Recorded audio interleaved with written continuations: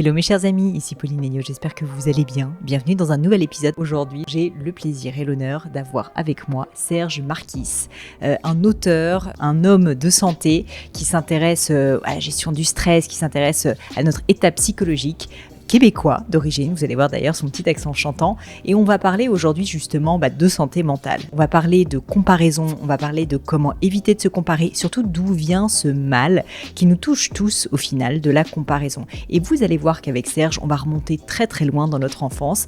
J'ai trouvé ça passionnant, personnellement j'ai beaucoup appris, et je pense que cet épisode, pour être honnête, est quasiment d'utilité publique, tellement il va parler, je crois, à beaucoup de monde. Je serais en tout cas ravie de le savoir, donc n'hésitez pas à me le dire sur mes réseaux sociaux, Pauline Agneau comme vous savez sur Instagram et sur LinkedIn, et puis aussi bien sûr n'hésitez pas à le dire à Serge Marquis parce que je suis sûre que ça lui fera très très plaisir. Si vous n'avez pas écouté notre premier épisode ensemble, n'hésitez pas aussi à aller jeter un petit œil ou plutôt une oreille à cet épisode parce que il vous apprendra aussi beaucoup de choses. Mais je ne vous en dis pas plus et laisse place à ma conversation avec Serge Marquis.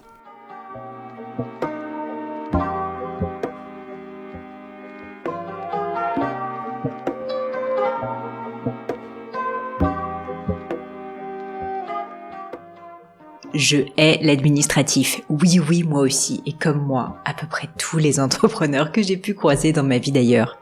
C'est pourquoi je suis ravie de vous présenter mon sponsor, Conto. Q-O-N-T-O.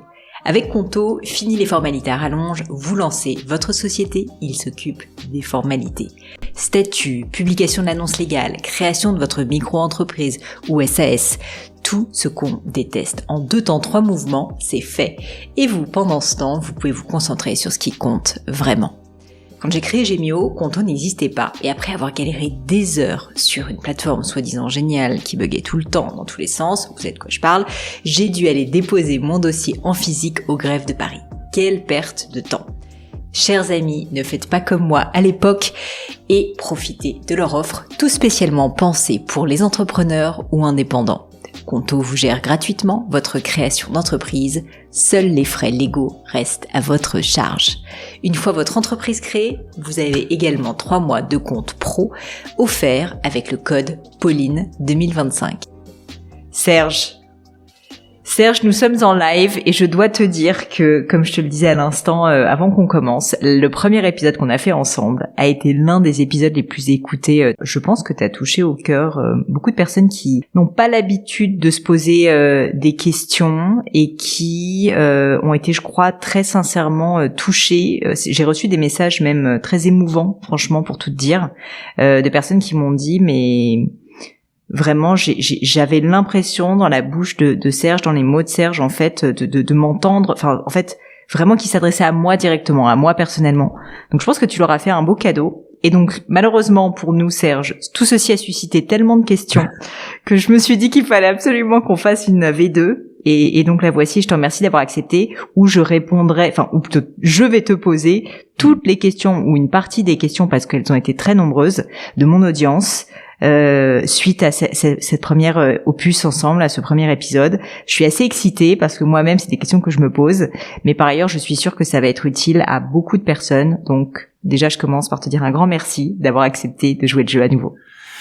Moi, je vais te goûter dire merci à toi aussi, Pauline. Merci pour ce que tu fais. Puis, si ça peut être utile, allons-y. Eh bien, on y va. Alors, écoute, tu te rappelles, la dernière fois, on avait beaucoup parlé du regard des autres. Et je pense que ça avait fait un déclic à beaucoup de personnes. Et donc, j'ai reçu un certain nombre de messages de gens qui me disent moi, j'ai un problème, c'est que je suis quelqu'un qui me compare énormément. Je suis souvent dans une démarche où soit c'est de l'envie, soit c'est que je me dévalorise, je me dénigre parce que je trouve que les autres sont tous meilleurs que moi. Et donc, je suis dans une situation presque de blocage. Et j'ai même des personnes qui m'ont dit qu'ils se refermaient en fait autour d'eux, et notamment à cause des réseaux sociaux, qu'ils n'osaient plus regarder les médias, qu'ils n'osaient plus regarder les réseaux sociaux, notamment des entrepreneurs, parce qu'ils ont tellement l'impression de voir uniquement des succès, tu vois, autour d'eux, et bien en fait qu'ils se sentent complètement dévalorisés. Donc cette atteinte à leur confiance en eux est d'ailleurs souvent assez terrible. Et j'ai reçu, je t'assure Serge, des messages de personnes qui me disaient qu'ils étaient dans la détresse sur ces sujets. Donc j'ai une vague question pour toi, mais qui à mon avis va parler à beaucoup de monde. Comment réagir quand on souffre du mal de la comparaison? C'est intéressant de remonter loin en arrière, dans le passé, là, dès la petite enfance. Et puis, il faut que je le dise, moi, je suis pas psychiatre. Hein. Il y a des gens qui pensent que je suis psychiatre, mais je suis pas psychiatre, mais je me suis intéressé à la santé mentale toute ma vie. Et j'ai soigné aussi beaucoup de personnes, me suis formé pour faire de la thérapie. Et c'est de ces expériences, de ces lectures, de ces formations, de ces expériences que je tire une partie des réponses que je vais donner. Mais je le dis parce qu'il y a cette confusion-là en France. Alors, mais faut retourner à la petite enfance. Il y a au fonctionnement du cerveau, c'est super important parce que il y a un principe de base, je sais pas si on l'avait abordé la première fois, je m'en souviens pas, mais il y a un principe de base qui explique pourquoi on se compare. Le cerveau, il y a deux choses que je vais présenter l'une après l'autre. La première, j'ai 5 ans. Je suis au pied de l'arbre de Noël. Devant moi, il y a les oncles, les tantes, les cousins, les cousines, les grands-parents, tout le monde est là. J'ai appris un petit poème, 4 lignes à la maternelle. On m'a demandé de le réciter. Alors, je le récite. À la fin, tout le monde m'applaudit. Bravo, bravo. Et il y a une personne bien intentionnée, c'est super important ça, bien intentionnée, qui dit ceci. Ah, t'es merveilleux. Tu ne t'es pas trompé. Mon petit cerveau de 5 ans entend cette phrase. T'es merveilleux, tu ne t'es pas trompé. Et fait immédiatement l'association. Si je suis merveilleux, c'est parce que je ne me suis pas trompé. Mais si je veux continuer d'être merveilleux, il ne faut plus que je me trompe. Et je veux continuer d'être merveilleux parce que si je suis merveilleux, on m'applaudit. Et qu'est-ce que ça signifie être applaudi? Ça signifie, on va s'occuper de moi. On va prendre soin de moi. On va me protéger. On va me nourrir. On va me câliner. Le petit cerveau de 5 ans associe déjà ça à la survie. Il ne faut plus que je me trompe pour survivre. Ouais. C'est pas banal, c'est très, très profond. Et à partir de ce moment-là, le petit cerveau de 5 ans grandit et cherche constamment ce qui va lui permettre, à ses yeux à lui, d'être parfait ou parfaite, encore une fois, dans le regard de ceux ou de celles qui vont s'occuper de lui, qui vont le protéger, etc. Commence donc à fabriquer des images de lui et à porter des jugements déjà sur lui-même. Suis-je parfait ou parfaite à travers cette image-là? Il y a déjà une comparaison qui se fait, mais avec lui-même ou elle-même, à travers les images qu'il ou qu'elle fabrique, qu'on fabrique de soi. Et évidemment, avec les autres. Parce que l'autre élément, le deuxième élément qui est bien important, c'est qu'à partir du moment où on a associé recevoir de l'attention et survivre, on essaie constamment de trouver, pour le reste de notre vie, c'est de là l'importance que prend le regard des autres, là, on essaie de trouver constamment, tout au cours de notre vie, ce qui va faire qu'on va être intéressant ou intéressante, ce qui va générer à notre égard de l'attention. Mais pour s'assurer qu'on est intéressant ou intéressante, on se met à se comparer. Parce que suis-je plus intéressant que l'autre? C'est un peu une image d'un oiseau parmi les oisillons là, au cœur du nid, là, qui cherche à tendre le bec le plus haut que les autres là, pour pouvoir avoir la nourriture, tu comprends? Pousse les autres un peu. Là. Mais ça, le cerveau commence à faire la comparaison. Est-ce que je suis le plus intéressant ou la plus intéressante? Au sens où est-ce moi qui vais susciter l'intérêt chez ceux de qui je veux l'attention, au fond. Et ceux ou celles de qui je veux l'attention, ben là, ça prend d'innombrables formes pour le reste de la vie. Les parents, bien sûr, les professeurs à l'école, déjà à 5 ans, 6 ans, 7 ans, on commence à se demander si on est le plus intéressant en classe. C'est nous qui allons être choisis quand on pose la question ou quand il y a une présentation à faire ou machin. Et déjà, on associe le fait de ne pas avoir été choisi au fait qu'on est moins intéressant ou moins intéressante. Alors donc, notre cerveau est en train constamment de scanner tout autour si on est celui ou celle qui est le plus susceptible de générer l'intérêt à notre égard. Il faut jamais oublier. C'est associé à une question de survie par le cerveau, là. C'est très, très puissant, ça. Après, on arrive à l'adolescence, faire partie d'un groupe. Est-ce que je suis assez intéressant pour faire partie du groupe? Les premiers désirs aussi à l'égard d'une autre. Est-ce que je suis plus intéressant pour l'autre à 13, 14, 15 ans? Ça commence très tôt. Après, au travail, ça continue parce que c'est enregistré sur le vieux disque dur. Suis-je suffisamment intéressant ou intéressante pour qu'on m'offre tel défi, qu'on m'offre telle promotion dans l'espace de travail, dans la famille, par la suite, avec les parents, il y a plein, même comme adulte, il y a même des gens qui, je vais être très très loin en rapport avec l'héritage, je vais être celui qui va être le plus intéressant pour qu'on me couche sur le testament. Je vais très très loin, là. Ça devient un peu incroyable quand on regarde toutes les formes que ça peut prendre au cours de l'existence. Mais c'est toujours associé à cette quête de l'attention de l'autre, associé au fait que je suis le plus intéressant ou la plus intéressante, associé au fait que c'est ce qui va me permettre de survivre. Et c'est ça c'est un défi de toute une vie.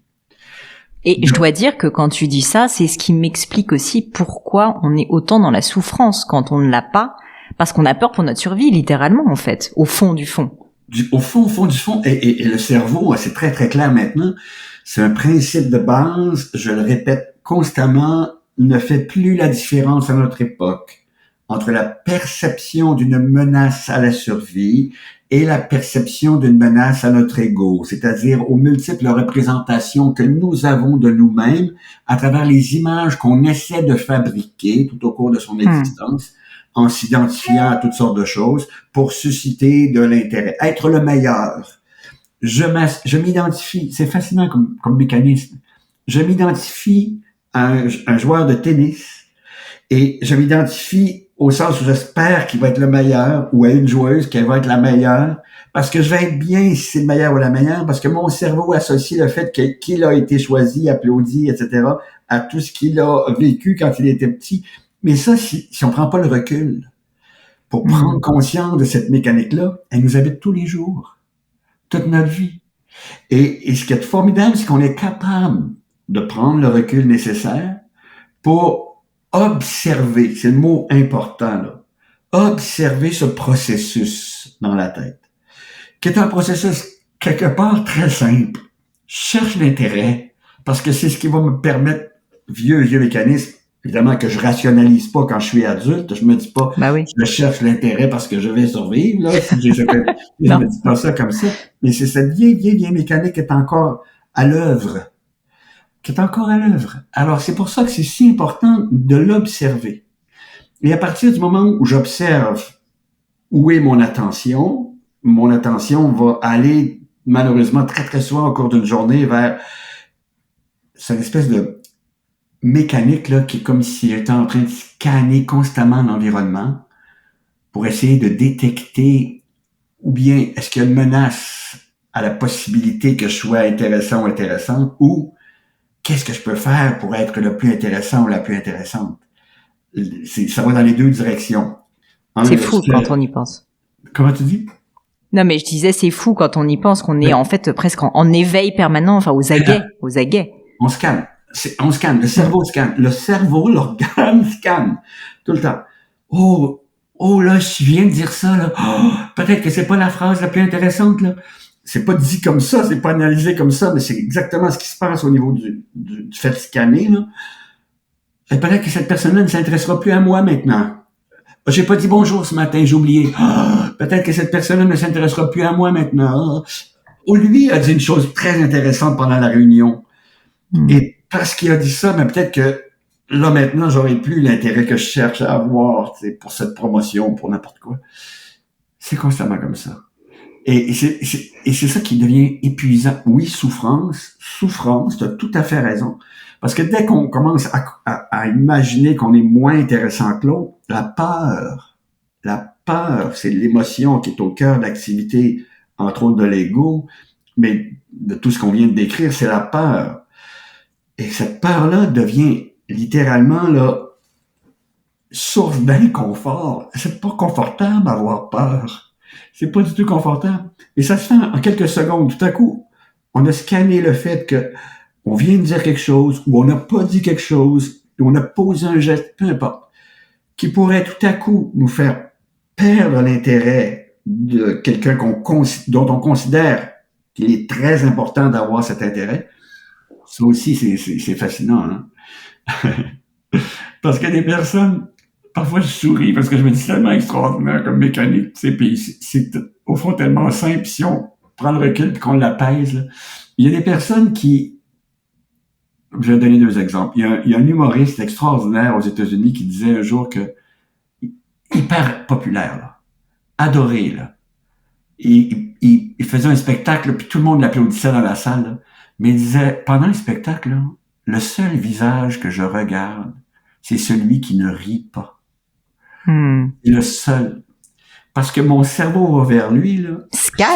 Il scanne le danger, la menace. Lui ne rit pas, ben, il y a un danger là, que je sois pas intéressant. Il y en a 99 qui rient, il y en a un qui rit pas, puis le cerveau, puisqu'il privilégie, ça c'est un autre principe, de placer l'attention sur ce qu'il perçoit comme une menace, parce qu'il le fait pendant des millions d'années, va placer l'attention sur le personnage qui rit pas. Et il essaie de le faire rire. Il l'appelait même the face, la face, le visage. Mais même c'est pareil avec des univers où tout à coup il y a une personne de qui on voudrait être aimé, mais cette personne ne s'intéresse pas à nous.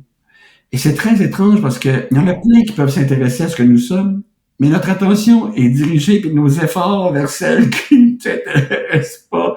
Parce que le cerveau privilégie de placer l'attention sur ce qu'il perçoit comme une menace. Donc, mais c'est très vrai. Ce que tu dis, je suis désolée, je t'ai interrompu, c'est très vrai parce que le nombre de fois où tu sais quand t'essayes de rassurer quelqu'un ou de lui remonter le moral de quelqu'un qui se compare et qui dit ah non mais vraiment je suis nul par rapport à telle et telle personne, et tu peux lui citer en exemple non mais regarde par rapport à telle ou telle autre personne en fait t'es super bon, t'es exactement là où il faut, bravo, c'est déjà formidable, mais on se compare toujours pour que ça soit dévalorisant vis-à-vis de nous. On se compare rarement en fait avec des personnes qu'on trouve moins bien pour se revaloriser. Et donc maintenant, grâce à toi, je le comprends beaucoup mieux. C'est une vieille mécanique. Pendant des millions d'années, il fallait scanner l'environnement pour être certain qu'il n'y avait pas de menace à notre survie. Aujourd'hui, le cerveau scanne l'environnement pour s'assurer qu'il n'y a pas de menace à l'ego, c'est-à-dire à l'intérêt qu'on pourrait accorder aux représentations qu'on a de soi-même, puisqu'on essaie toujours d'être unique, spécial, comme on l'essayait quand on était enfant, de faire la plus belle pirouette, d'avoir le plus beau dessin, d'avoir réussi une dictée sans faute, etc., pour continuer d'avoir l'intérêt. Nos parents pouvaient ne pas avoir volontairement, malheureusement, il y a certaines familles où ça se fait volontairement, tu vas être le meilleur, bon, blablabla. Mais dans la majeure partie des cas, c'est inconscient. Au contraire, c'est même l'effet pervers, entre guillemets, d'une bonne intention. Bah ouais. Et quelque part, c'est important, en tant que parent, là, je pars un peu dans une autre direction, mais de dissocier l'acte et l'être, là, de pas faire croire à l'enfant que c'est parce qu'il a réussi à bien dire le poème de 4 lignes sans se tromper, qu'il est devenu, que c'est à cause de ça qu'on va s'intéresser à lui. On peut découvrir un talent, une capacité, un potentiel, puis créer un environnement où ça va pouvoir se développer. C'est super si on fait ça. Mais faut pas que l'enfant pense qu'il n'aura plus d'attention. Et petit cerveau, je vais mourir si je ne suis pas parfait. Et qu'il se met à se comparer à tout le monde pour être certain. Parce qu'être parfait ou parfaite, c'est facile de trouver quelqu'un qui a tout à coup mieux réussi quelque chose, fait une plus belle pirouette que nous, ou qui a eu 99% dans la dictée, alors que moi j'ai eu 96. Alors je suis pas le meilleur parce qu'il a eu 99, puis là, si lui a eu 99, c'est lui à qui on va s'intéresser, ou c'est elle à qui on va s'intéresser, c'est pas à moi, parce que moi je n'ai eu que 96, au lieu de comprendre que OK, là, je me suis peut-être trompé à tel endroit, mais là, je l'ai enregistré, je ne ferai plus cette faute-là. Tu sais, c'est comme j'ai appris ça, c'est merveilleux. Alors, et c'est cette distinction-là. Puis et d'ailleurs, je pense, donc, les personnes qui avaient des facilités à l'école ou qui étaient souvent les premiers de classe ou dans d'autres domaines, tu vois, comme le sport, par exemple, qui avait trop de succès, souvent ont ensuite beaucoup ce problème-là. Moi, je le vois autour de moi avec quelques amis ou collègues qui, parce qu'en fait, je pense qu'ils n'ont pas eu l'habitude de se tromper et de voir qu'on survit et que ça se passe quand même bien, ce qui moi été mon cas, bah finalement se comparent beaucoup et en souffrent parce que effectivement, comme tu dis, il y a toujours quelqu'un qui a réussi un petit peu mieux que toi. Enfin, le monde est vaste, hein, donc il y a forcément quelqu'un qui aura fait le petit truc un peu mieux différemment.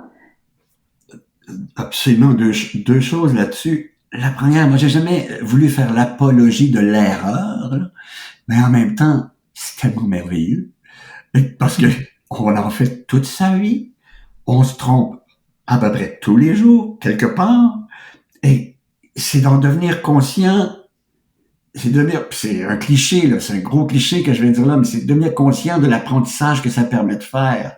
Parce que c'est important, ce qui est merveilleux, puis ce qui est quelque part une source de plaisir même, c'est de faire un apprentissage, c'est super. Mais on est aussi dans une société, et ça, c'est tous les jours aussi, où on nous présente des personnes qui ont réussi, qui ont gagné une médaille quelque part, un prix, et puis on a le cerveau regarde ces personnes-là et regarde aussi ce qu'on a l'impression que ça leur apporte, c'est-à-dire énormément d'attention, énormément d'intérêt, énormément d'affection, les applaudissements, etc.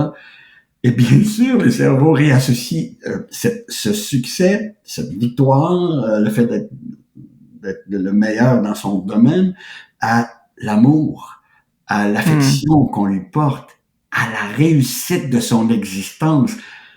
C'est des gros mots que j'ai prononcés là. L'amour qu'on lui voue, la réussite de son existence.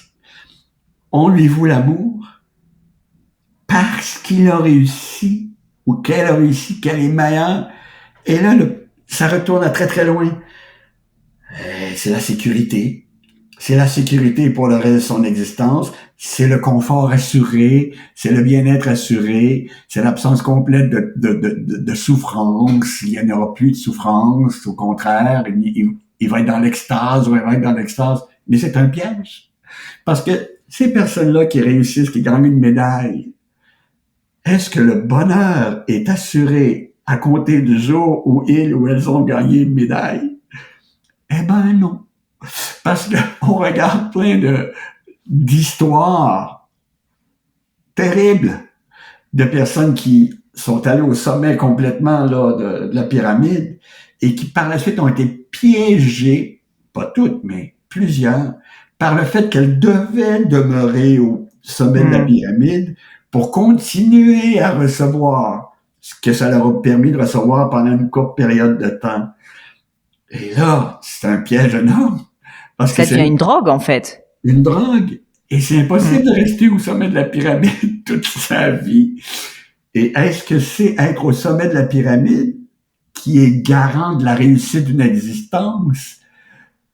Comment définit-on réussir une existence?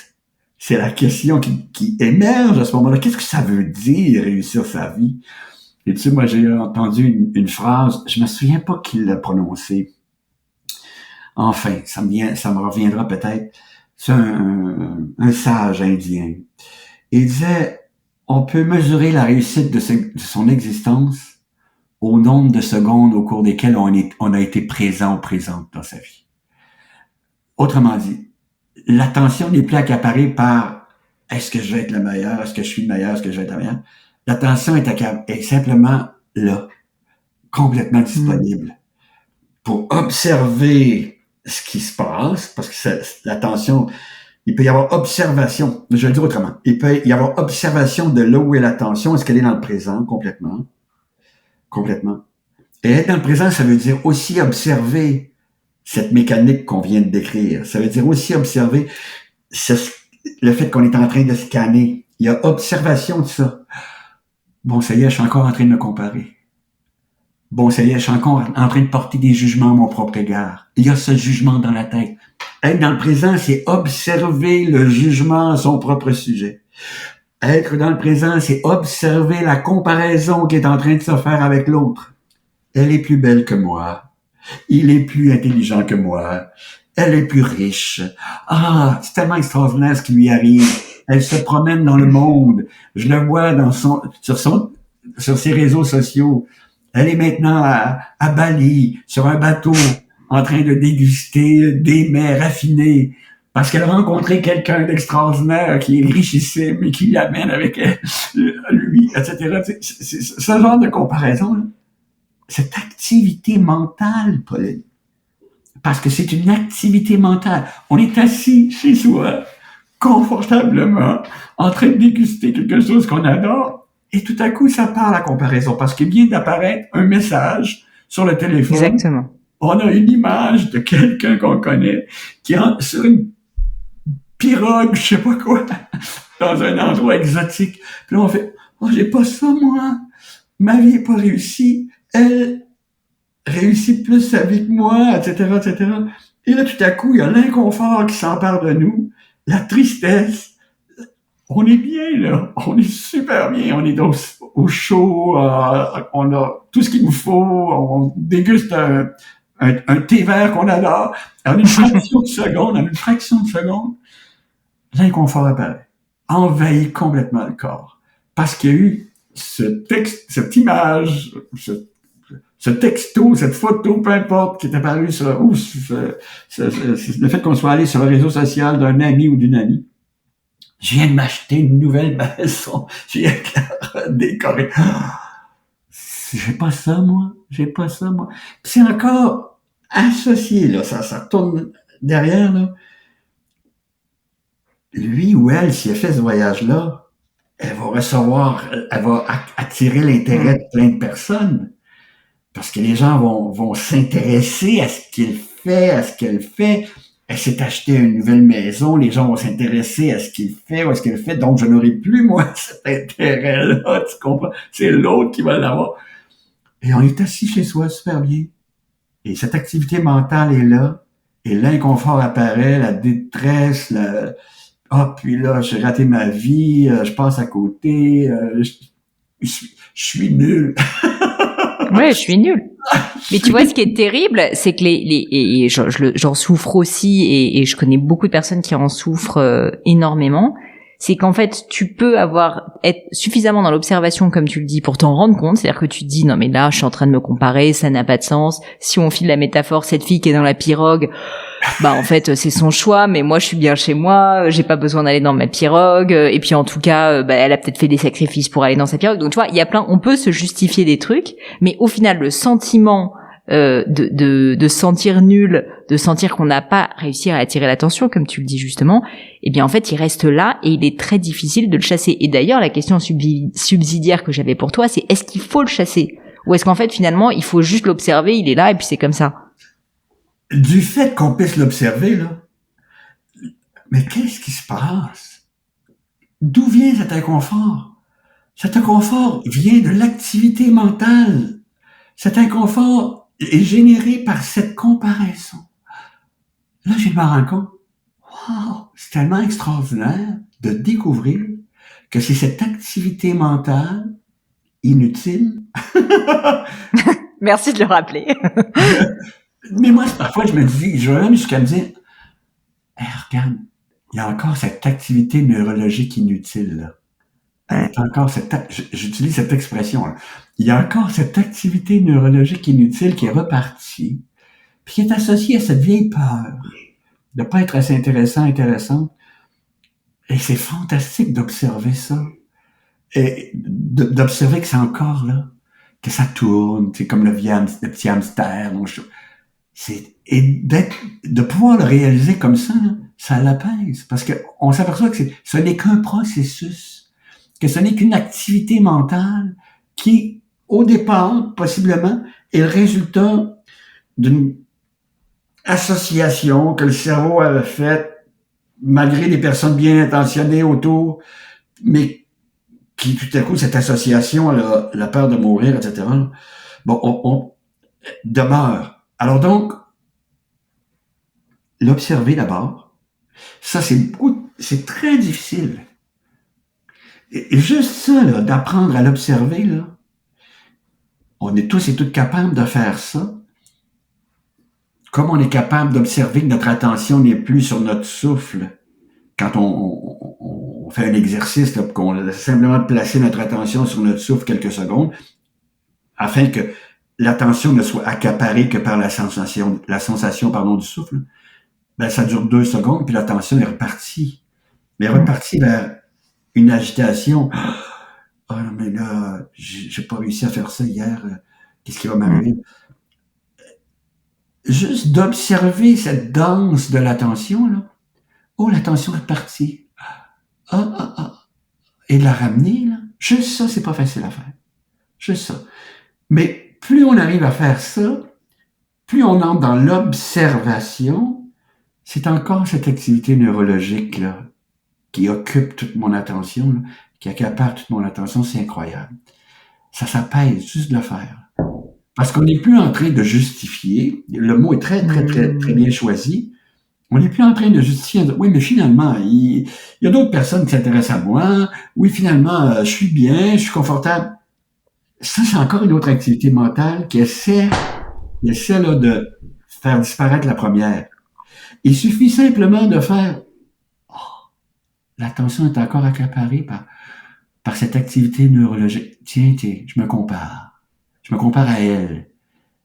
Elle est sur sa pirogue, là. Et elle reçoit présentement, je sais pas combien de j'aime, ou de, je sais pas comment dire ça, de clics. Ouais. 2000 clics en 1 minute. Oh, wow! Chanceuse, en plus, elle est au soleil, etc. Mais qu'est-ce que je sais? Et là, je vais être un petit peu méchant. Mais qu'est-ce que je sais de sa propre activité mentale? Sur sa pirogue, en train de regarder le nombre de clics qu'elle reçoit, plutôt que de profiter complètement du son de l'eau qui coule, du décor. Est-ce qu'elle est coincée, elle aussi? Et là, c'est terrible parce que c'est pas en me comparant, en voulant diminuer l'autre que je vais régler mon problème. Je veux simplement expliquer ça pour dire que même si la personne semble être dans un univers où sa vie est exceptionnelle, extraordinaire, ça ne change rien à son activité mentale à elle non plus. Ouais. Pendant son voyage, là, pendant quelques heures, ça va être merveilleux là, d'être assise sur la pirogue, là. Mais l'activité mentale risque de reprendre parce qu'elle vit le même piège que moi. Elle a été aussi coincée dans le fait que quand elle était enfant, il y a eu tout à coup l'association entre recevoir l'attention, l'intérêt et survie.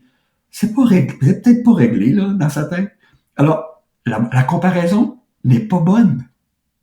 Je me compare pas de façon adéquate. S'il y avait une comparaison qui tenait, là, ce serait jusqu'à quel point il y a eu apaisement de mon activité mentale par rapport à celui ou celle à qui je me compare. Est-ce que j'arrive tranquillement à apaiser cette activité neurologique-là, de comparaison, là? Et si c'est possible d'apaiser ça, là, j'ai même plus besoin de me comparer, là. Je n'entre plus dans la comparaison.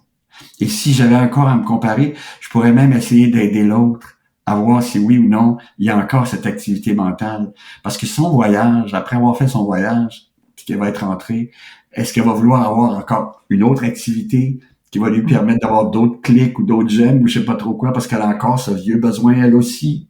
Parce qu'on est tous aux prises et toutes aux prises avec ça.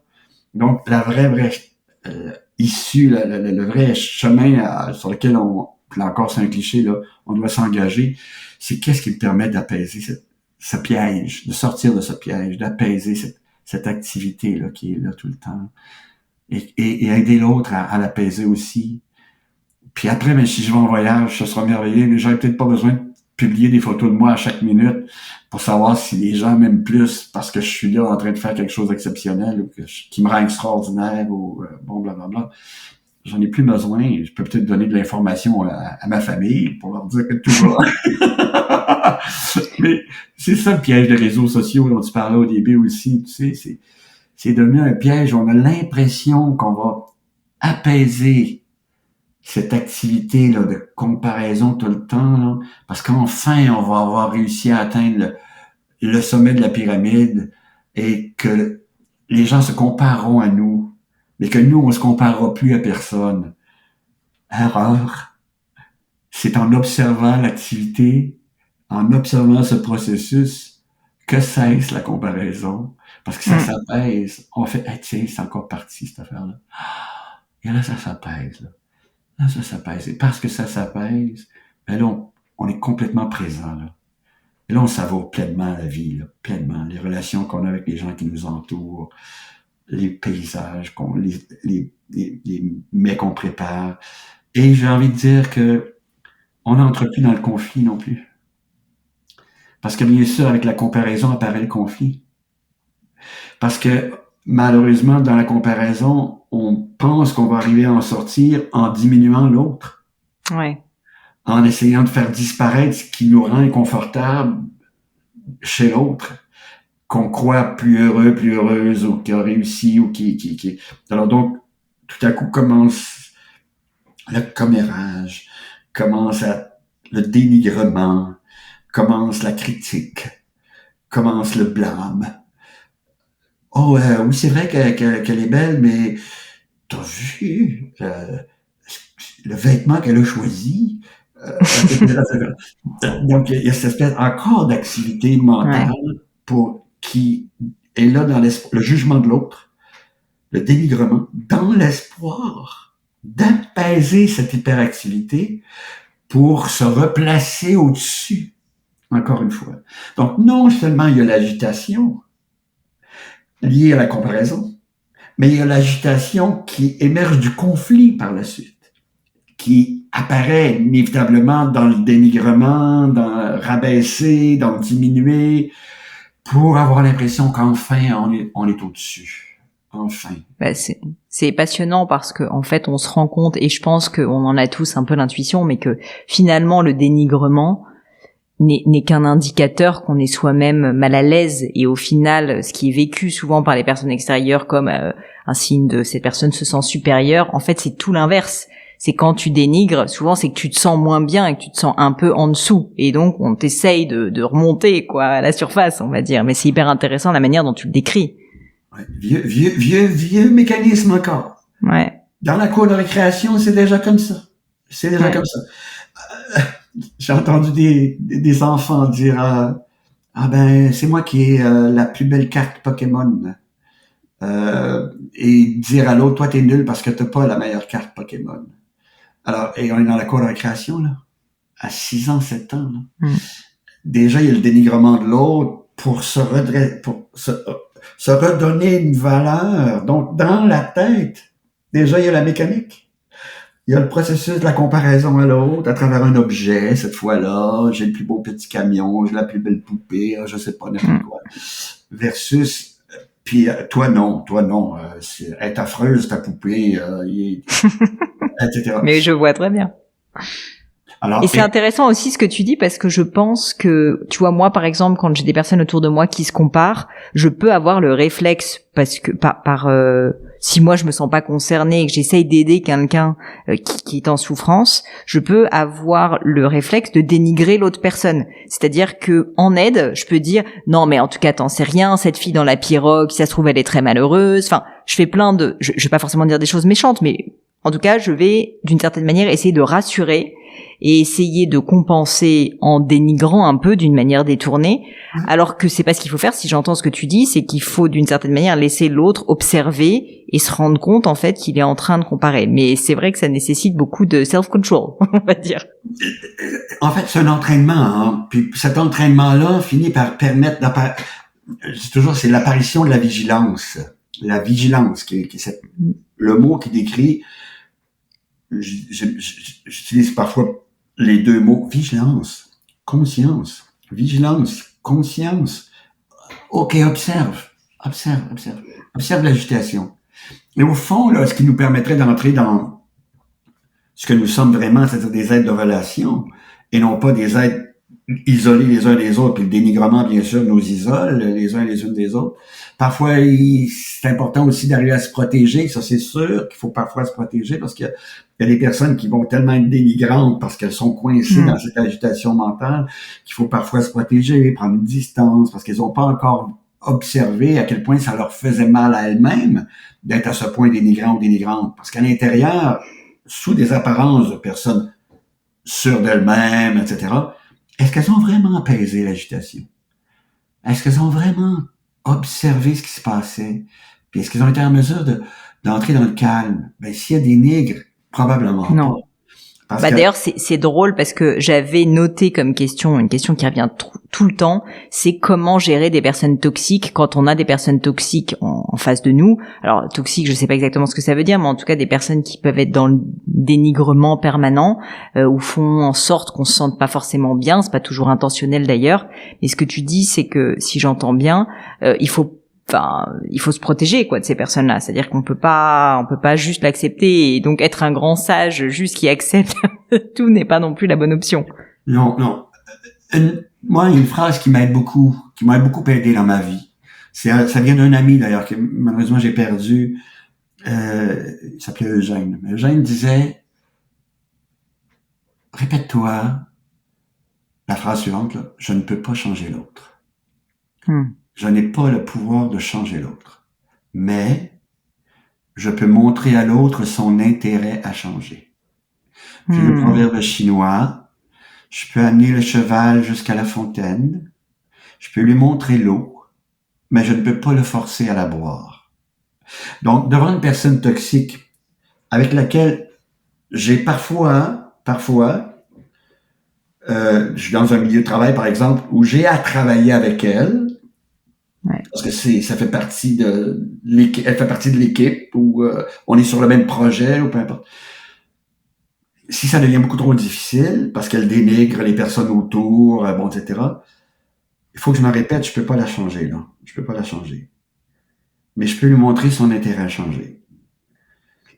Mais après lui avoir montré son intérêt à changer, exemple, écoute, on a ce projet-là en commun, j'ai besoin de ton avis à propos du projet, et non pas des personnes qui sont autour de la table. J'ai besoin de ton avis à propos des objectifs et des moyens à utiliser pour les atteindre. On sollicite son attention vers quelque chose qu'on a en commun qui est de l'ordre du projet à réaliser, la mission à accomplir, etc. Mais si la personne ne veut pas, qu'elle continue à dénigrer à cause du fait que ça... Et puis, je n'irai pas jusqu'à lui dire, ben, c'est ton agitation mentale, là. Peux-tu apaiser ton agitation? Tu sais, bon, ça serait, elle se sentirait encore plus dénigrée. On peut éventuellement pouvoir s'asseoir avec quelqu'un, lui parler de ce qu'on a observé au sujet de l'agitation, puis comment calmer ça. On peut s'asseoir avec quelqu'un. Il peut être tout à coup curieux. Quelqu'un peut être curieux ou curieuse. Mais c'est quelque chose qui peut arriver dans le temps. C'est pas au départ habituellement ce qui arrive. Alors donc, amener l'attention vers les intérêts communs, le projet, les objectifs. Mais si la personne ne veut pas, il faut mettre des limites.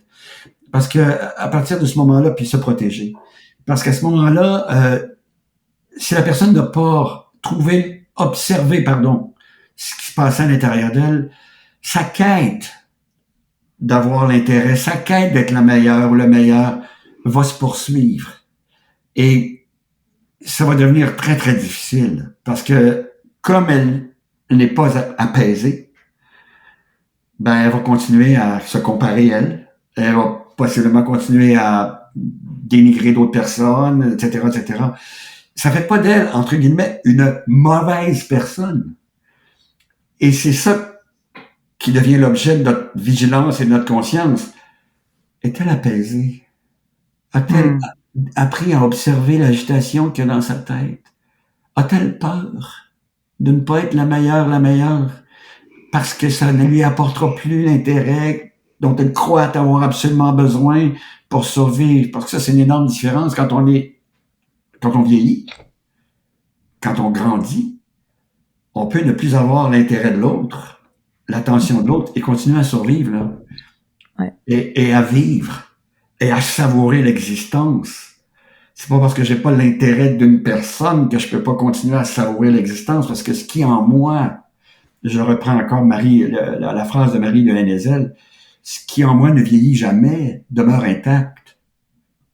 Ma capacité d'aimer demeure intacte, ma capacité de m'émerveiller demeure intacte, ma capacité d'apprendre demeure intacte, ma capacité de savourer demeure intacte, ma capacité de transmettre demeure intacte. Tout ça demeure intact.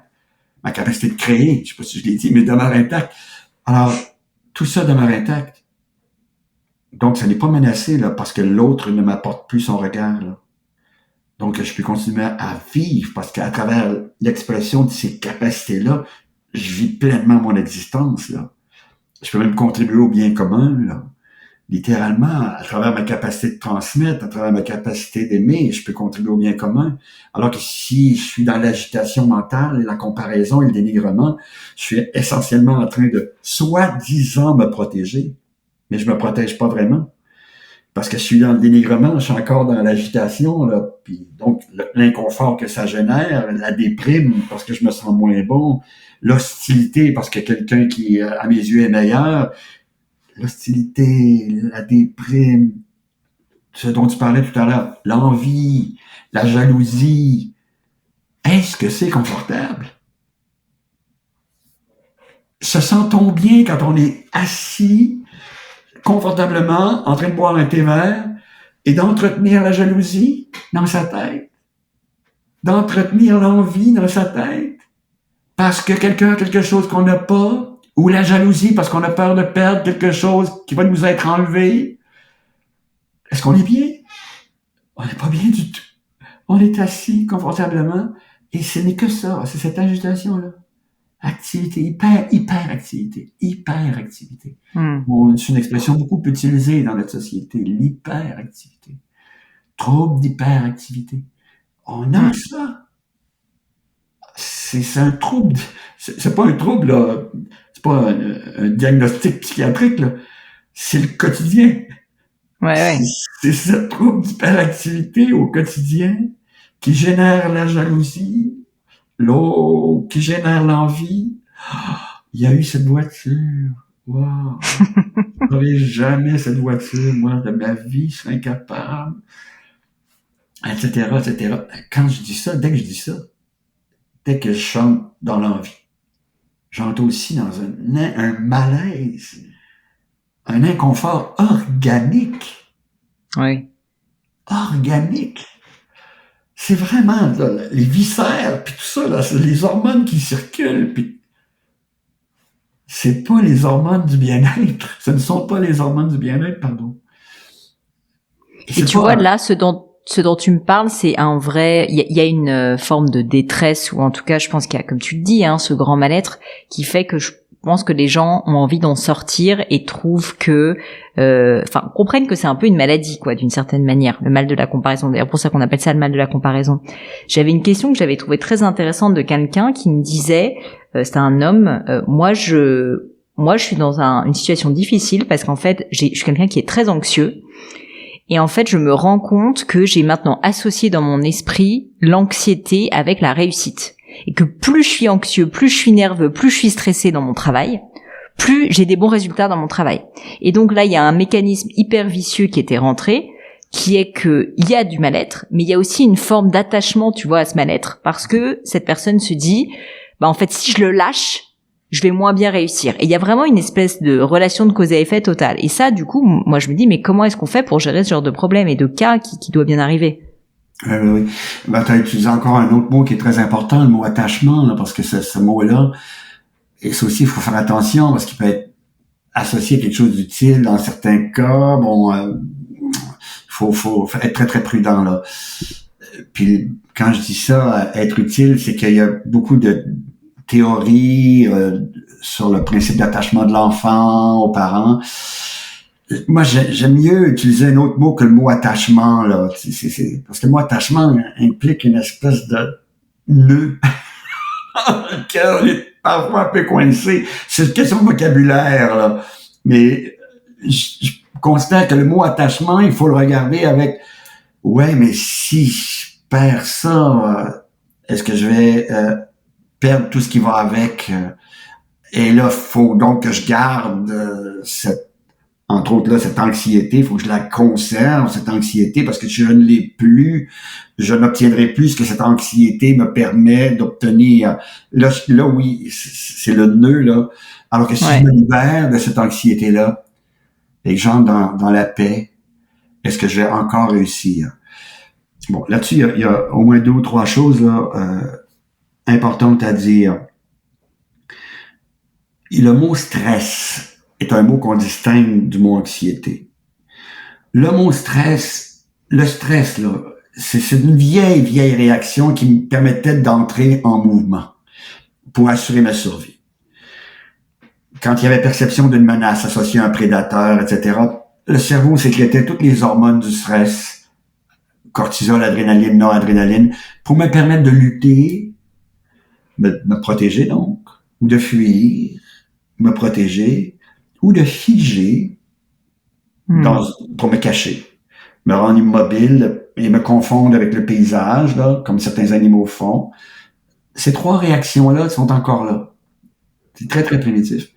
Et donc, une réaction de stress, avoir le trac, par exemple, avant de livrer une performance sur scène pour des artistes, ça permet, dans certains cas, de libérer toutes ces hormones qui font que le corps va être prêt à passer à l'action.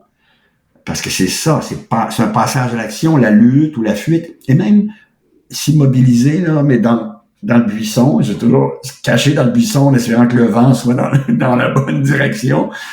Tout ça est de l'ordre d'une forme d'action pour assurer la survie. Alors, des personnes qui ont besoin d'avoir le trac pour pouvoir performer, mais ça dure pas, ça. Le trac précède la performance commence dans le sport, dans le monde artistique, peu importe. Et ça peut faire en sorte que la personne fonctionne. L'anxiété, c'est pas ça. L'anxiété, c'est encore une agitation mentale, et peut-être que la personne qui t'a écrit confond les deux, je sais pas du tout. Là. Ah oui, je pense. Et moi aussi d'ailleurs. parce que l'anxiété, c'est l'agitation mentale. Il est 3 heures du matin, je dis toujours ça, je me réveille tout à coup. Et là, je commence à imaginer les scénarios catastrophes, là, liés au fait de ne pas performer, de ne pas réussir. De voir tous les risques associés à tel ou tel sujet. Tous les risques. D'avoir un risque peut me permettre de me préparer, de bien voir un risque. Ah, ça, j'ai pas prévu ça. Ah, je peux même me lever à 3 heures du matin, là, puis aller prendre une note, là. Ah, parce que je l'avais pas vu, celle-là. Je vais me préparer, je vais aller chercher, je fais une petite recherche dans un livre, et puis ah, ça y est, là, je me sens mieux. Donc, de l'avoir perçu peut m'aider à me préparer.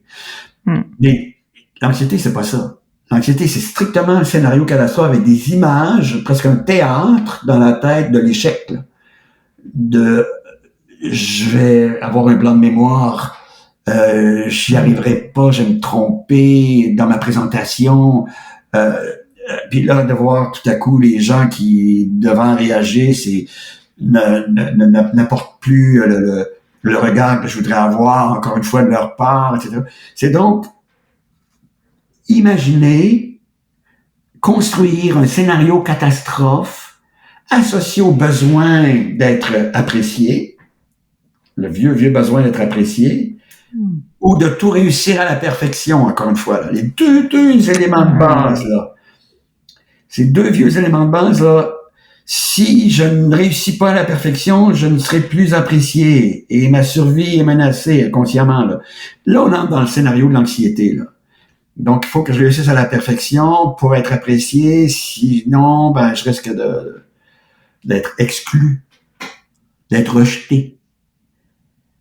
Et tu sais, quand on était exclu ou rejeté dans le clan jadis, ce qui était menacé, c'était encore la survie. Ouais. C'est l'autre affaire. Seul, à une certaine époque, c'était beaucoup plus difficile de survivre que si on faisait partie du clan.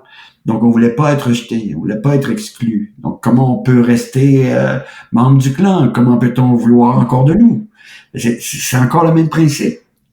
C'est archaïque, mais c'est encore là. Donc, l'anxiété, elle émerge d'une perception d'une menace à notre bien-être, conditionnée par le vieux besoin de tout réussir à la perfection et d'être apprécié. Les deux sont là en même temps, ils sont liés l'un à l'autre.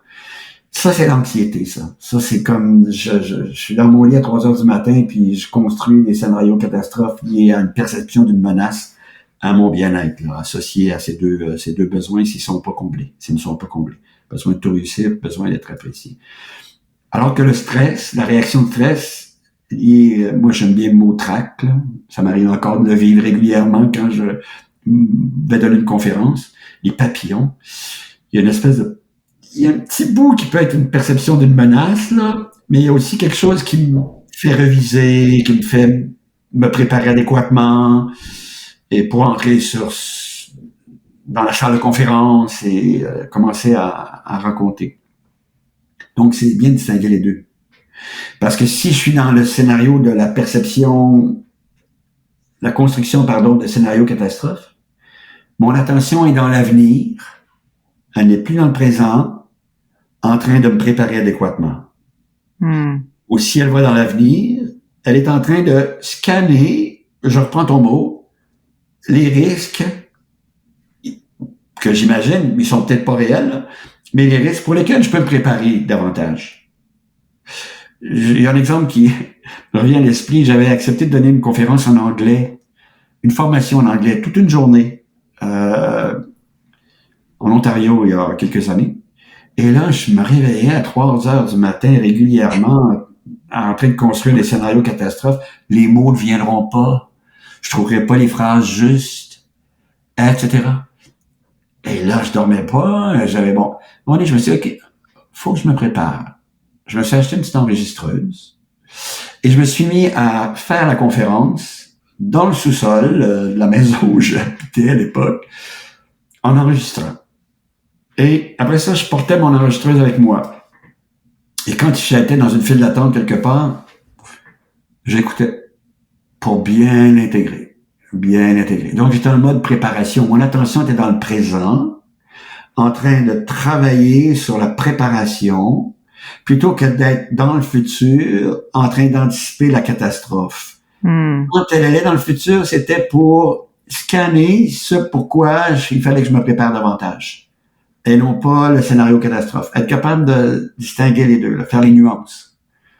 Et ça, c'est encore de la vigilance. Est-ce que mon attention est dans le futur, dans le scénario catastrophe? Ça y est, mon attention est essentiellement dans la catastrophe. Ou si elle est dans ce qui pourrait m'amener à me préparer davantage. Et revenir dans le présent pour faire la préparation, aller lire s'il manque un mot là, qui monte pas spontanément, aller chercher le mot dans le dictionnaire ou à l'époque c'est le dictionnaire, maintenant c'est sur Internet ou je sais pas quoi. Je m'amuse. Alors voilà, donc alors je connais pas cette personne, donc je ne sais pas si c'est de l'anxiété ou du stress, mais si je comprends bien ce que tu dis, c'est que dans le cas du stress, au final, ce qui est formidable, c'est que c'est comme un signal, quoi, pour dire il faut plus te préparer à tel ou tel sujet, et donc finalement c'est plutôt bien.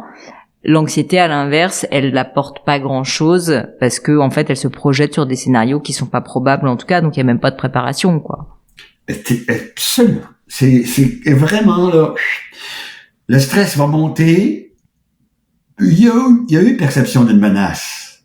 Il n'y a pas de stress, il n'y a pas perception d'une menace. Là, ça peut être une menace à un projet que je nourris d'avoir une promotion. Ça peut être une menace à ma réputation. Ça peut être une menace. Oui, il y a perception de ça une fraction de seconde. Mais en même temps, il y a décharge d'adrénaline, cortisol pour préparer à passer à l'action. Mais si je passe pas à l'action, là, il y a un problème. L'anxiété, s'il n'y a pas de passage à l'action, là, il y a strictement le scénario catastrophe, là, de la menace qui occupe tout l'espace, là, au bien-être, menace au confort, menace à ce qu'on va dire de moi, perdre encore l'intérêt des autres, besoin de réussir et d'être approuvé, apprécié, aimé, etc., etc. Je mets ça, des mots en A.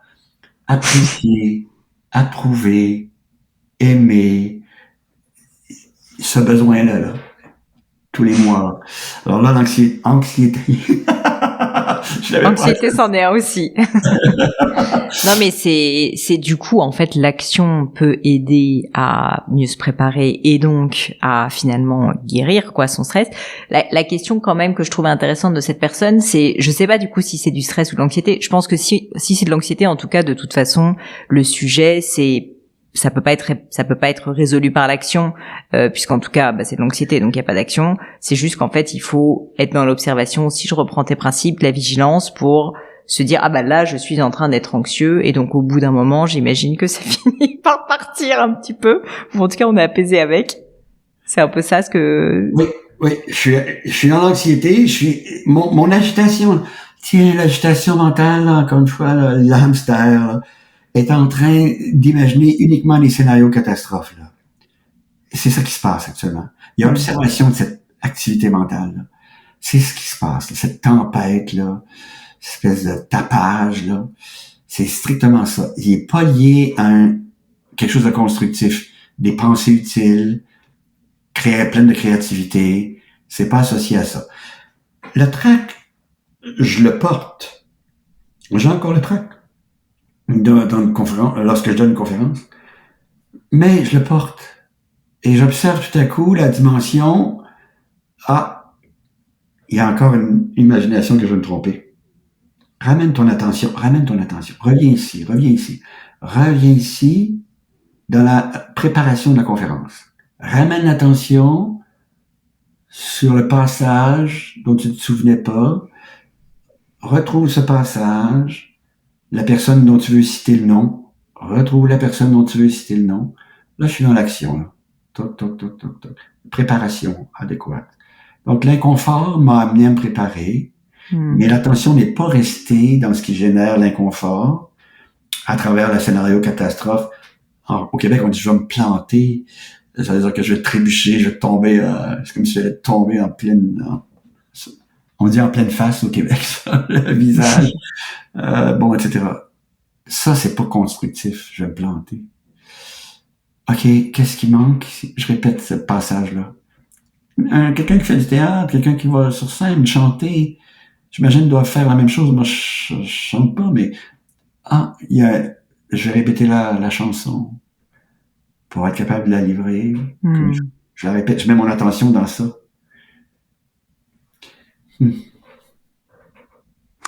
Bah écoute, j'espère que ça va aider la personne concernée à essayer d'identifier en tout cas la différence entre stress et anxiété. Et moi, tu vois, du coup, tu m'as bien appris la différence. Donc, je pense que j'essaierai à l'avenir de me dire que finalement, mes petits coups de stress, ils sont assez utiles parce qu'effectivement, c'est juste un signal, quoi, qu'il faut que je me prépare plus. Et sans doute, si je suis stressée, c'est parce que je suis pas assez préparée en réalité. Il y a ça, puis c'est tellement rapide, hein. Dans une fraction de seconde, l'attention peut aller dans le scénario catastrophe. Ça bouge tellement vite là, dans la tête, là, la danse de l'attention. Et en même temps, c'est formidable parce que ça me permet d'apprendre à observer où est l'attention. J'ai un inconfort. C'est un signal pour activer pour permettre à la vigilance d'apparaître, là, la conscience là, qui observe où est l'attention, là. Tiens, c'est un signal, où est mon attention, là? Est-ce qu'elle est dans le scénario catastrophe? Et puis, finalement, si j'y arrive pas, j'en mourir. Il y a ça aussi. Si j'y arrive pas, là, à livrer la performance, entre guillemets, j'en mourir. C'est pas facile, parce qu'inconsciemment, il y a cette vieille mécanique, là. Je le répète, j'en mourir de ça. Apaise-toi, là. Prépare-toi. Et on revient à ce qu'on disait tout à l'heure aussi. Si jamais c'est pas à la hauteur, OK, est-ce que c'est garant d'un échec de ma vie? Est-ce que je peux encore apprendre? Et surtout, est-ce que je peux apprendre à apaiser cette hyperactivité-là? Parce que, j'ai oublié de dire ça, mais j'ai une croyance que l'expression du plein potentiel d'une personne, là, c'est dans la présence que ça arrive, cette expression. Et non pas dans l'agitation. Ça, c'est très intéressant. Donc ça, toi, tu penses que le plein potentiel, il est vraiment quand on arrive à se libérer, quoi, de toutes ces pensées automatiques du petit hamster dont tu parles souvent. Quand on s'apaise, quand on arrive à l'apaisement de ça, là, puis l'attention est complètement dans la présence, là, tout le potentiel peut s'exprimer, là. Petit exemple très simple. Je peins un tableau. Tout à coup, l'agitation commence. Est-ce qu'on va aimer ça? Attachement au tableau à travers l'identification au tableau. Je suis le tableau. Je peins. Est-ce qu'on va aimer ça? Vieille mécanique, si on n'aime pas le tableau, on ne m'aime pas. Parce que je me suis identifié au tableau, que je suis attaché, là, j'ai ce lien d'attachement au tableau, là. pendant un certain temps, l'agitation mentale va faire en sorte que je vais être en train d'évaluer la qualité du tableau à partir de ce que les gens pourraient dire au sujet du tableau. Alors que si j'apaise ça, s'il y a apaisement de ça, j'aurais même dire, s'il y a apaisement de ça, toute la créativité est disponible pour mélanger les couleurs, tracer les lignes, peu importe, et non pas l'attention accaparée par qu'est-ce qu'on va en penser. Si je mets un peu plus de bleu, on n'aimera peut-être pas ça. Si je mets un peu plus de rouge, peut-être qu'on va dire que c'est je sais pas, une croûte ou je sais pas quoi. Ramène l'attention ici, dans la créativité, l'harmonie que ta présence permet d'observer. C'est là qu'est le potentiel. C'est là que la créativité, c'est là que sont les talents, qu'est l'expression du talent. Et non pas dans est-ce qu'on va aimer ça ou non. Est-ce qu'on va m'aimer ou non parce que je suis devenu le tableau. Le bleu et le rouge, wow, il y a une harmonie là, qui amène dans le corps une sensation de confort. Il paraît que Mozart, je sais pas, c'est une histoire qu'on m'a racontée, que Mozart, quand il composait, à un moment donné, il savait que ça allait bien parce qu'il y avait une espèce de goût qui apparaissait dans sa bouche, agréable. Tu sais, il y avait tellement il sentait, il voyait, il entendait l'harmonie, je sais pas trop, là, mais il y avait aussi une espèce de sensation agréable au niveau d'un goût qui apparaissait. T'es pas en train de se demander est-ce qu'on va aimer ça ou non. Ouais.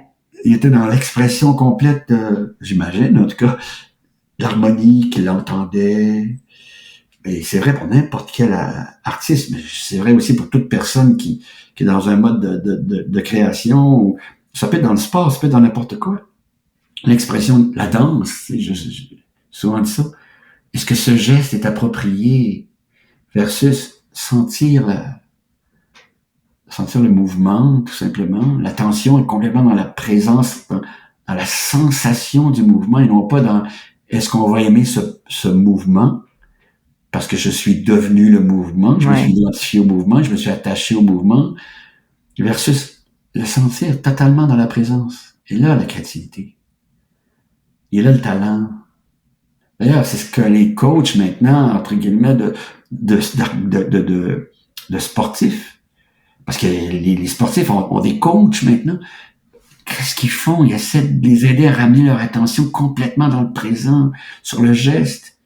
J'ai pris l'avion à un moment donné avec une plongeuse québécoise qui avait gagné une médaille aux Olympiques. J'étais assis à côté d'elle par hasard. Et là, racontez-moi ce qui se passe dans votre tête quand vous êtes sur la planche, là. Et là, elle racontait, c'est tout simple, je suis en train complètement d'être dans les sensations, là, la visualisation. Et c'est un gros défi, parce que il pourrait y avoir l'attention, une fraction de seconde qui s'en va dans comment ça m'est arrivé ici? J'échoue. Versus visualiser les mouvements et refaire ça tout le temps. Là, toute l'attention dans la présence, au mouvement, aux sensations. C'est ce qu'elle racontait. Alors, et les coachs, c'est ça qu'ils font. Ils essaient de les aider à ramener l'attention là dans la vigilance. Je pense qu'il y a là le potentiel, vraiment, vraiment, vraiment, vraiment. Et tout est obstacle. Tout le reste. L'agitation, parlez-moi, l'agitation, c'est un obstacle.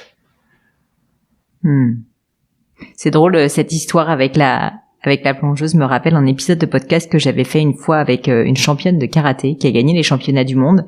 Et j'avais posé un peu cette question, je lui avais dit, mais le jour où tu as gagné les championnats du monde, est-ce que tu peux me décrire en fait ce qui s'est passé dans ton esprit? Et elle me dit, ce qui est assez fou, c'est que je me rappelle très très bien, c'était un moment de grande paix intérieure. Je ne pensais à rien. Et d'ailleurs, elle m'avait dit qu'elle était dans une espèce de flow où c'est comme si le temps était arrêté. Elle se voyait agir avec énormément de lenteur mais de précision en même temps. Et elle était dans un espèce d'état, si tu veux, de bien-être, quoi, en réalité, alors même qu'elle était en train de se battre. C'était hyper intéressant. D'ailleurs, je recommande à tout le monde d'écouter ce passage, c'est très, très fort. Elle était dans la présence.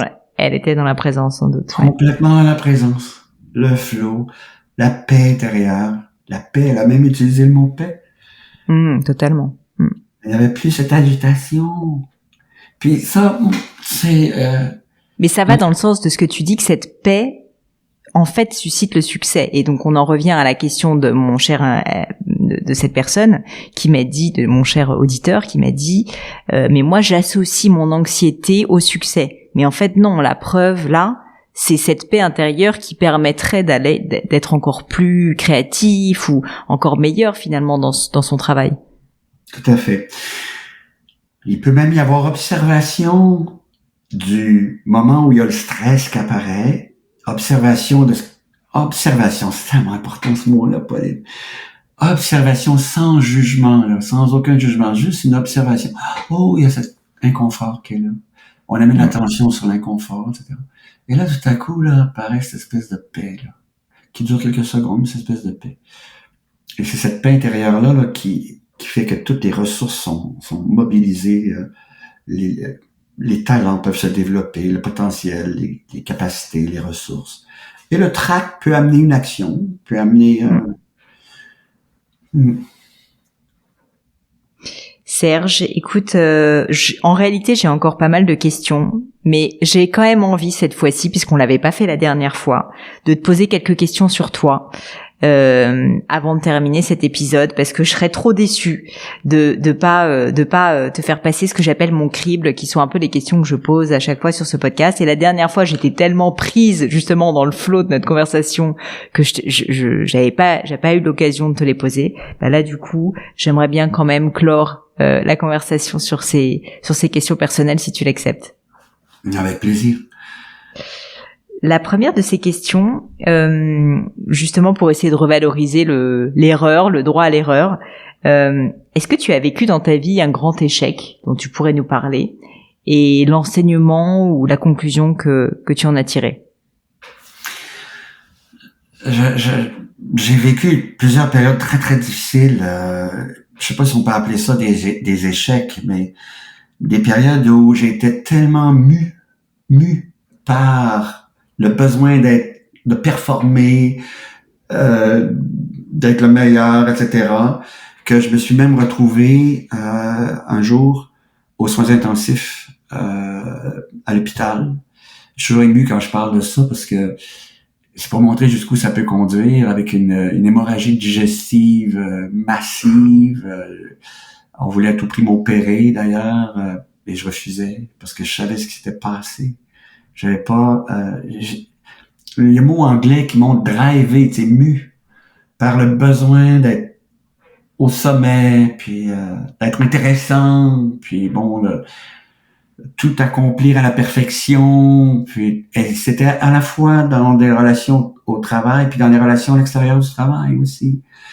Alors quand je me suis retrouvé aux soins intensifs, il y a 2 amis qui sont venus me rendre visite, 2 amis médecins. Et ils entrent dans la chambre, puis là, je leur dis, mais qu'est-ce que vous faites ici? Puis là, ils me regardent, puis ils me disent, non, qu'est-ce que toi, tu fais ici? Et j'ai fait, wow, qu'est-ce que moi, je fais ici? Alors, et c'est important, cette question-là, parce que, bon, j'ai guéri grâce à des bons soins, tout ça. Mais j'ai réalisé que c'était pas terminé, que j'avais pas fait un apprentissage définitif à travers ce que mon corps m'avait raconté, je dirais, ou avait raconté plutôt, parce que je n'ai pas séparé. Là. Le corps avait raconté une histoire, là, avait raconté j'en peux plus. Le corps avait dit j'en peux plus. Et le corps avait dit ben regarde, moi ça craque, ça perfore, ça saigne. Alors, c'est ça qui est arrivé. Donc, après, c'était, OK, c'est le travail de toute une vie. C'est tous les jours. Ce qui est merveilleux, c'est que plus on met en application cette observation, plus la vigilance apparaît, moins longtemps l'attention est accaparée par le besoin de performer, ou par le besoin d'être apprécié, encore l'enfant au pied de l'arbre de Noël, tout ça. Donc, ça reste moins longtemps dans ça. Ça apparaît moins fréquemment aussi parce que tout à coup, il est possible de découvrir les pièges dans lesquels on pourrait tomber, là. Ça apparaît, la comparaison, là. Et tout à coup, elle est immédiatement observée. Et tout à coup, il y a immédiatement, ça y est, l'agitation mentale a recommencé, là. Il y a même un sourire, tu sais. Ça y est. Parfois, on me dit, pourquoi tu souris? Autour de moi, j'en dis pourquoi tu souris? C'est parce que il y a eu observation de l'agitation mentale qui vient de commencer, là, suite au regard porté sur une photo publiée par un ami qui est quelque part, je sais pas quoi. Mais là, c'est parti. Ou le succès, au lieu d'entrer dans la comparaison, il y a eu observation, puis là, il y a tout à coup réjouissance du succès de l'autre, pour l'autre. Et non pas dénigrement. Il y a réjouissance. Ah, je suis content pour lui. Je suis content pour elle. Donc oui, il y a eu des périodes comme ça, très difficiles. Il y a eu des moments où j'ai vécu comme tout le monde, j'ai vécu une rupture amoureuse tôt dans ma vie, où j'ai eu peur de devenir fou. Complètement, je me confie vraiment. Et puis tout à coup, un jour, j'oublierai jamais ça.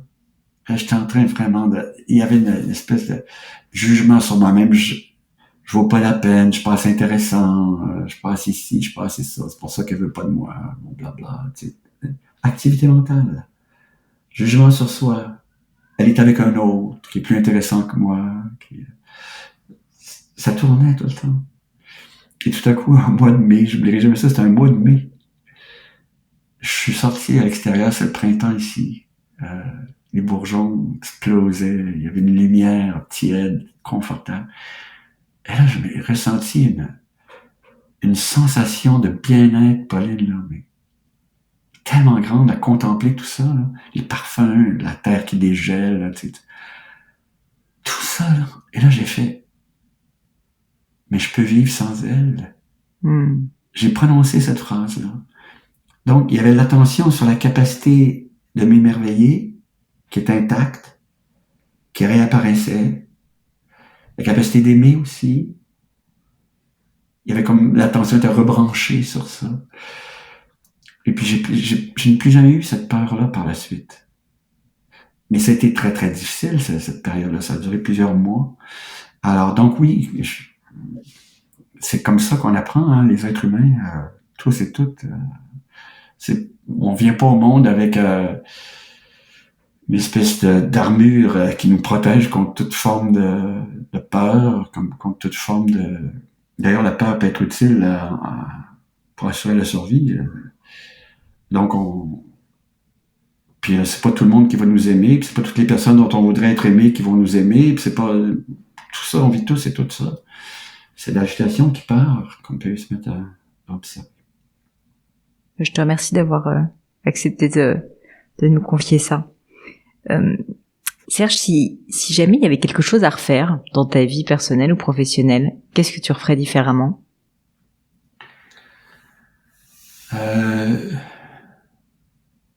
J'aimerais pouvoir apprendre plus tôt dans ma vie. Avoir appris plus tôt dans ma vie à observer cette agitation-là. C'est arrivé vers quel âge pour toi? J'ai commencé à m'intéresser à ça, mais c'était strictement théorique. C'était pas encore intégré, là. J'ai commencé à m'intéresser à ça, adolescence, jeune adulte. Mais c'était strictement théorique. Je lisais des bouquins, puis je tombais dans le piège de fabriquer une image. Ben moi, je vais savoir plein de choses, là, que les grands sages nous partagent. Puis il y avait une espèce d'image encore de pouvoir me rendre intéressant à travers ça, puis un attachement à cette image-là. Il n'était pas au quotidien observer ce qui se passait comme agitation, puis l'appliquer dans mes relations aux autres, etc. C'était pas ça. J'étais encore dans le piège. C'est arrivé après, je dirais, progressivement, au cours de la vie. Je travaille encore là-dessus d'ailleurs beaucoup. Il y a encore beaucoup de travail à faire.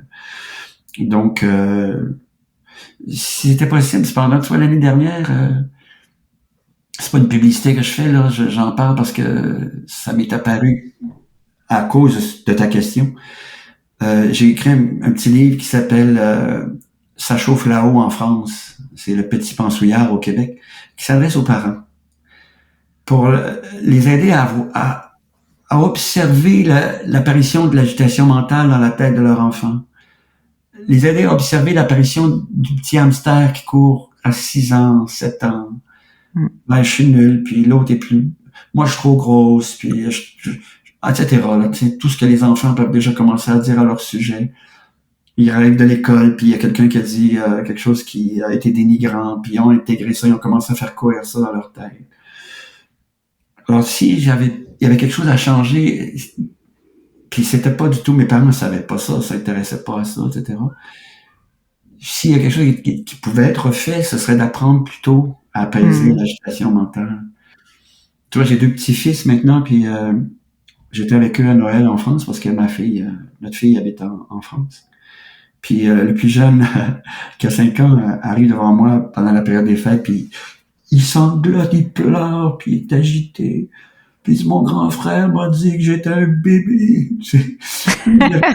Là, je l'ai regardé, puis j'ai dit, le crois-tu? Là, il me regarde surpris, tu sais. Le crois-tu? Là, il s'aperçoit qu'il peut ne pas le croire. Tout à coup, là, ça fait, je suis pas obligé de croire ce qu'il me dit. Il a dit non. Et il est reparti jouer. Ça a essayé de tourner. Je suis un bébé. Il a coupé directement le hamster, là, la roue. Il a arrêté. Il a pas laissé ça tourner.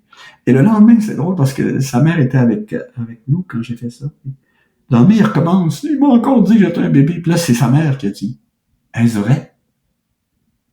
Est-ce vrai? Il fait, non, c'est pas vrai. Et s'il avait dit, c'est vrai, je suis un bébé, là, on serait assis, là. OK, c'est quoi pour toi être un bébé? Tu sais, pour ébranler ça, là. Donc, si c'était à refaire, j'aimerais ça à pouvoir avoir appris ça plus tôt.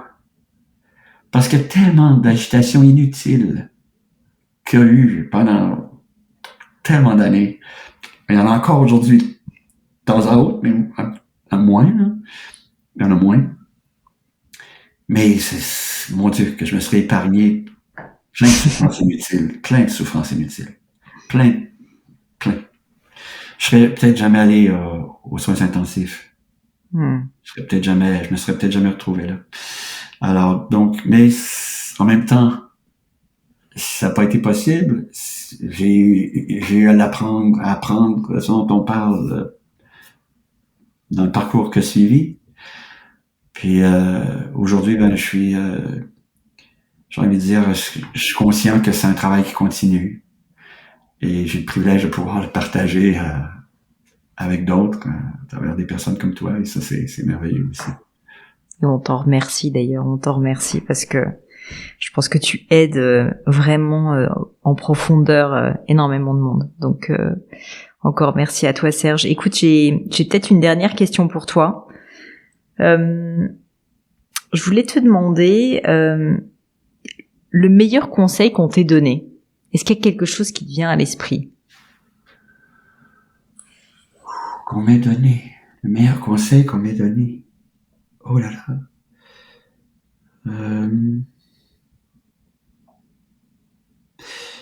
C'est peut-être ça. Parce que ces mots-là, 2 mots, mais qui ont ouvert toute une réflexion. Sois présent. Sois présent. Qu'est-ce que ça veut dire, ça? Sois présent. Ben, commence le travail. Cherche, découvre ce que ça veut dire, sois présent. Mais ça peut se faire immédiatement. En une fraction de seconde. C'est pas sois présent, c'est pas le résultat d'un travail c'est important, il y a une nuance importante, là. Un jour, je serai présent, tu sais. C'est pas un jour, je serai présent. Quand je serai rendu là, non. Découvre ce que c'est tout de suite. Puis bon, puis découvre ce que c'est de ne pas l'être aussi. Observe quand ça s'agite. Sois présent. Découvre.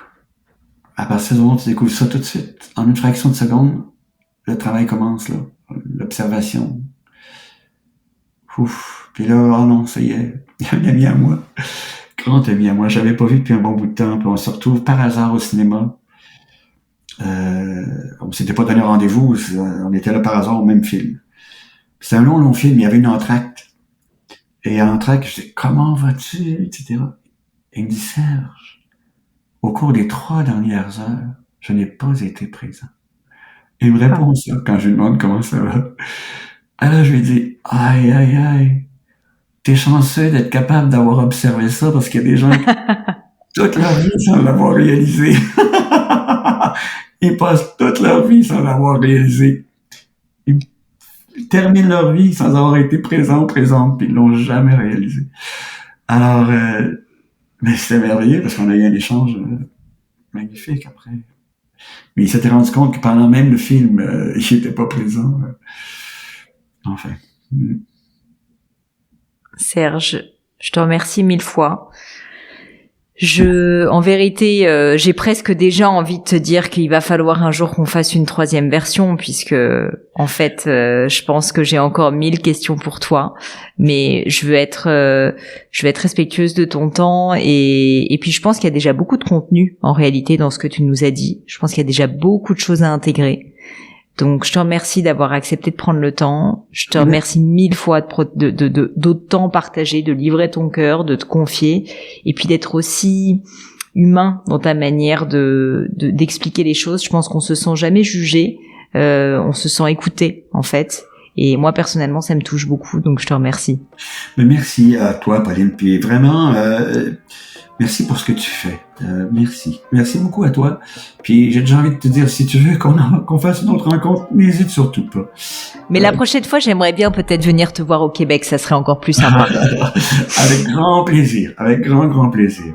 Alors merci beaucoup pour ta présence, tiens, pour ta présence. Merci beaucoup. Et puis, j'ai envie de te dire à la prochaine. À bientôt. À bientôt, Merci, Serge. Pauline.